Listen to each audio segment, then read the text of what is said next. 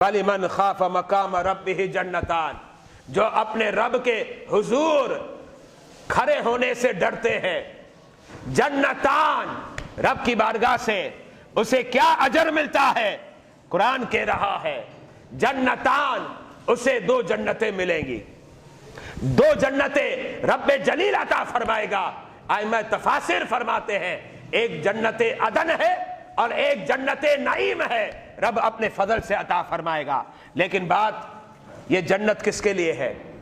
جنت اس کے لیے ہے جو اپنے رب کے حضور کھڑا ہونے سے ڈرتا ہے، جس پر لرزہ اور ترسا طاری ہو جاتا ہے.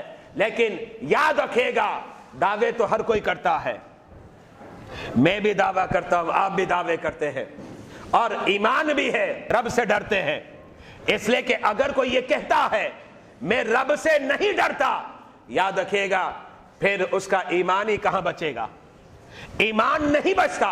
تو ایمان اپنی جگہ پر ہے، زبانی دعوے اپنی جگہ پر ہے، لیکن یاد رکھیے گا عملی طور پر کہاں تک ہم پہنچے ہیں، کہاں تک ہم عمل کر رہے ہیں.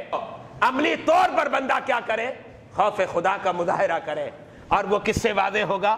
وہ عمل کے ذریعے واضح ہوتا ہے. اس سے نمازیں نہیں چھوٹتی، وہ جھوٹ نہیں بولتا، وہ خیانت نہیں کرتا، وہ ظلم نہیں کرتا، وہ بے انصافی نہیں کرتا، اور ناپ اور تول میں ڈنڈیاں نہیں مارتا.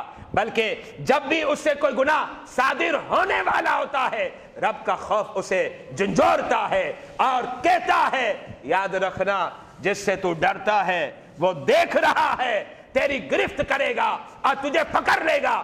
جب خوف اس پر غالب ہوگا اب وہ نافرمانی سے ٹھہر بھی جائے گا، رک بھی جائے گا، اور اس سے اجتناب اور پرہیز کرے گا.